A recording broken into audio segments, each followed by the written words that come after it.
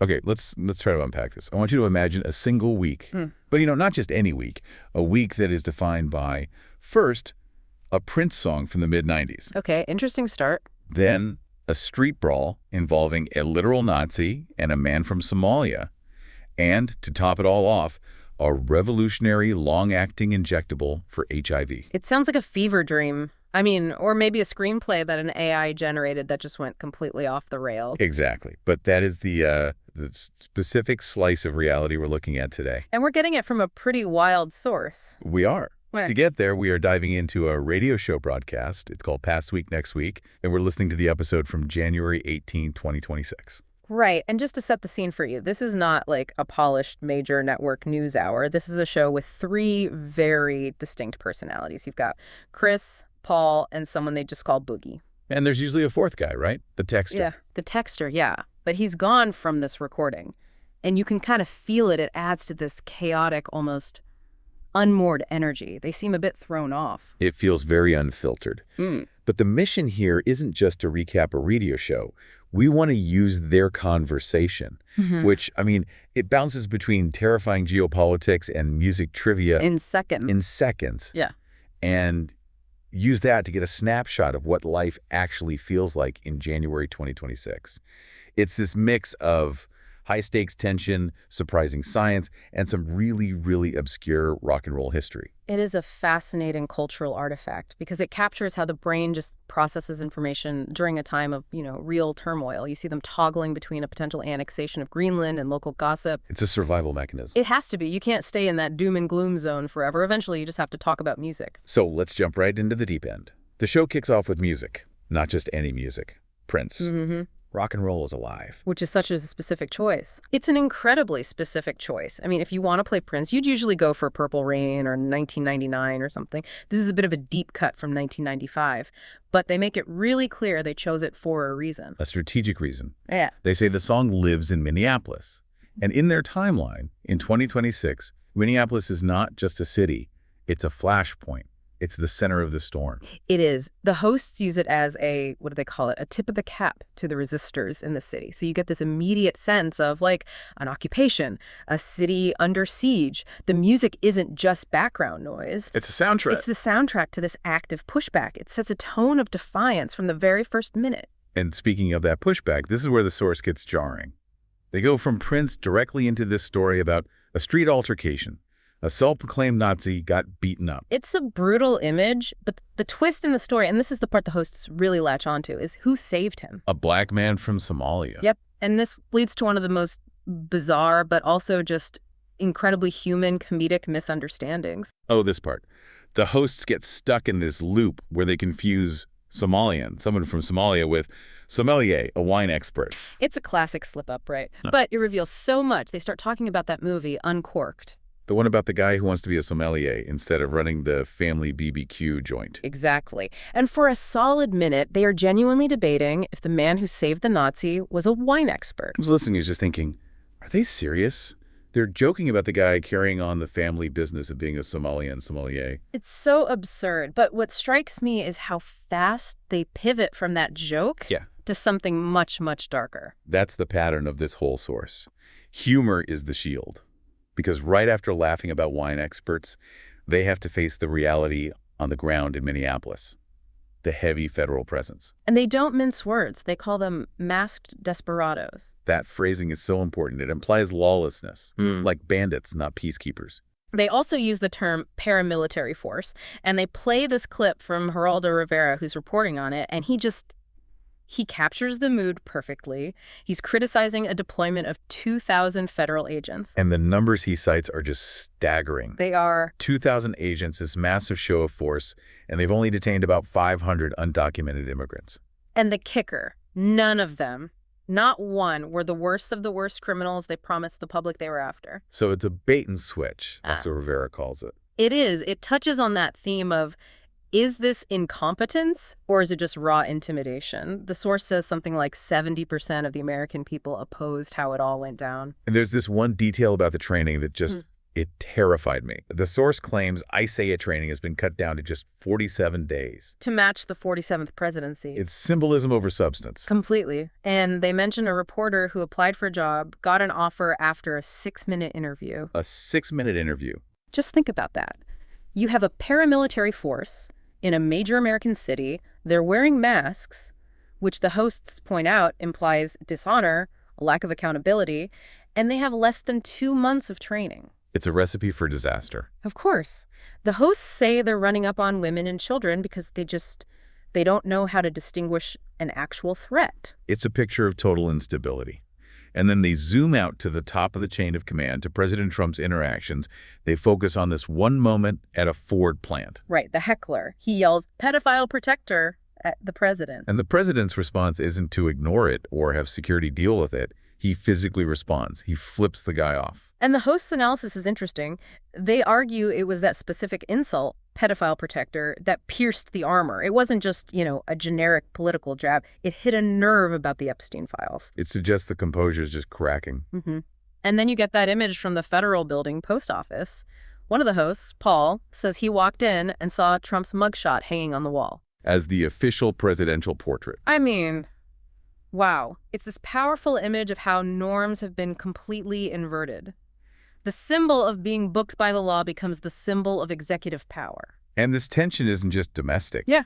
They spent a lot of time on Greenland. Or Trump land, as they call it. Right. Yeah, the source describes this escalating situation where European nations, Germany, Sweden, France, are sending troops there for joint exercises with Denmark. Because the U.S. administration is pushing to annex the territory. That's the implication. The theory is the president wants a physical legacy, an expansion of the U.S. called Trump land, and the rest of the world is mobilizing to stop it. It's a world on the brink. It feels incredibly heavy, just wall-to-wall crisis. Yeah. But then, in true past week, next week fashion, they pivot. Completely. Total whiplash. We go from mass desperados to a segment called Chris's Week, which is surprisingly hopeful. This is what we were talking about. Chris shares his experience traveling to Houston for training on a new drug called Cabenuva. Okay, so break this down for us, because the hosts seem to think this is a really big deal. It is a massive deal. Cabenuva represents a huge paradigm shift in HIV treatment. For decades, the standard has been a daily pill, every single day. And Chris talks about the psychological weight of that. Exactly. Taking that pill every morning is a daily reminder of your illness. It's a moment you have to confront your diagnosis every 24 hours. Cabenuva is a long-acting injectable. So no more daily pill. Right. Instead, patients get 2 injections once every 2 months. Wow. So you go from a daily burden to, what, a bi-monthly maintenance task? Precisely. Chris says it allows patients to live a normal life. You put an appointment in your calendar, you get the shot, and you move on. You don't have to worry about missing a dose or hiding pill bottles. It fundamentally changes the patient's relationship with the disease. And you can hear the enthusiasm in his voice. Yeah. He talks about the sales force, the patient advocates in Houston. They're all genuinely passionate. This isn't just corporate speak for them. It's a pocket of real progress and human connection in the middle of all this political chaos. It's a reminder that while the geopolitical world might be on fire, science is still moving forward.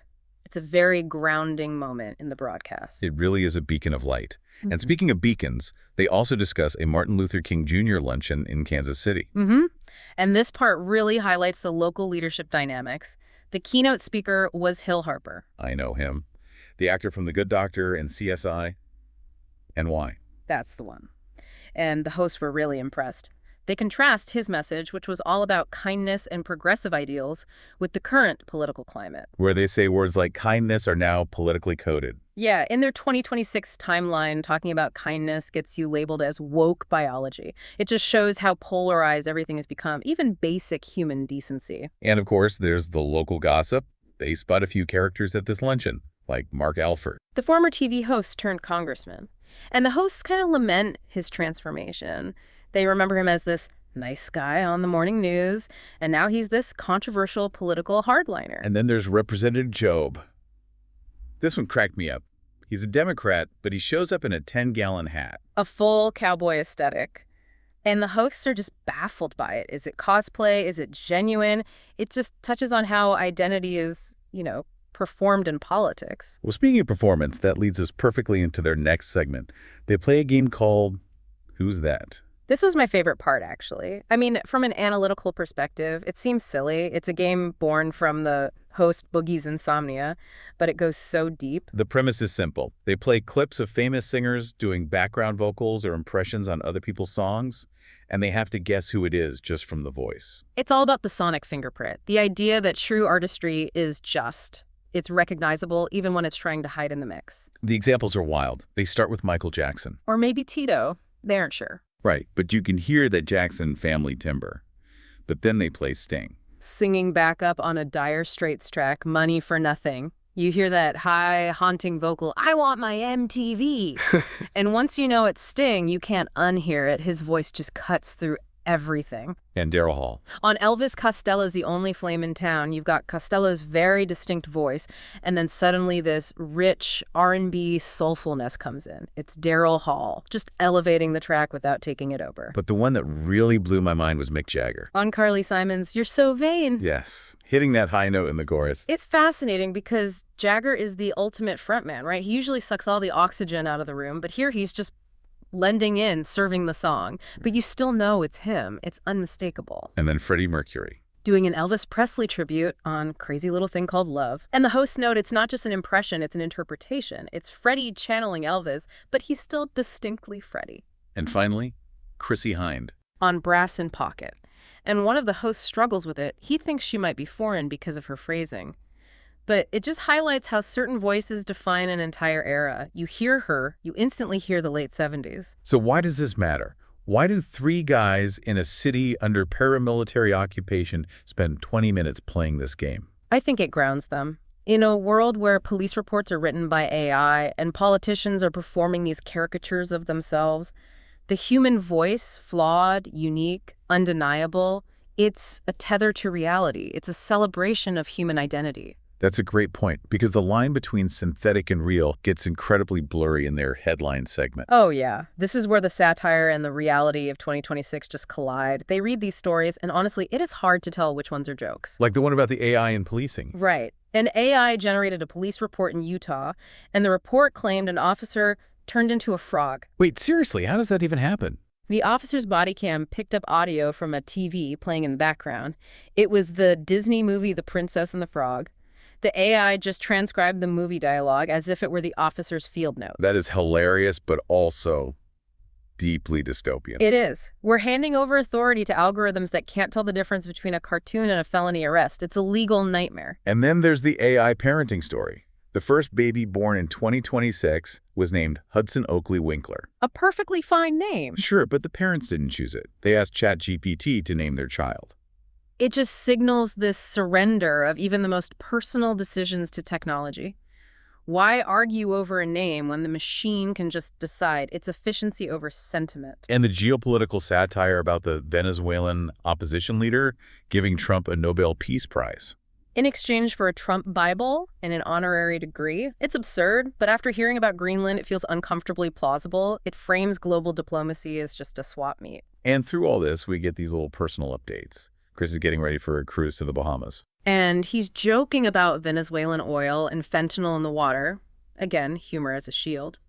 And Boogie is dealing with the insomnia that inspired the whole music game. They're just people trying to function while the world burns. So we've gone from the streets of Minneapolis to the hope of medical science and the joy of spotting Mick Jagger on a Carly Simon track. It's a lot to process. It is. But if you synthesize it all, the episode is really about resilience. It's about how life just continues despite the masked desperados and the AI glitches. There was that quote they mentioned from a movie, Song Blue. Yes. It's about just keep moving forward, doing those things that bring you joy. That seems to be the core message here. Whether it's the sales rep in Houston excited about an HIV drug, or these radio hosts obsessing over background vocals at 2 in the morning. Precisely. They're finding their own pockets of meaning. They don't ignore the political situation, they confront it, but they refuse to let it consume their ability to laugh or appreciate a good song. It's a survival strategy. It is the only survival strategy in that kind of information overload. If you let it all in, without a filter, without those pockets of joy, you drown. So here's a final thought for you to chew on. The source talks about this overload, where news becomes a mix of officers turning into frogs and serious constitutional crises. It really raises the question, when everything is breaking news, how do you decide what actually matters? Exactly. So amidst the noise of your own feed, what's your cabanuva? What is that one beacon of genuine progress or just joy that helps you filter out all the static? Is it a medical breakthrough, a piece of music, or just a funny misunderstanding about a sommelier? Find that thing and hold on to it. Thanks for taking this deep dive with us into the chaotic world of January 2026. Keep moving forward. See you next time.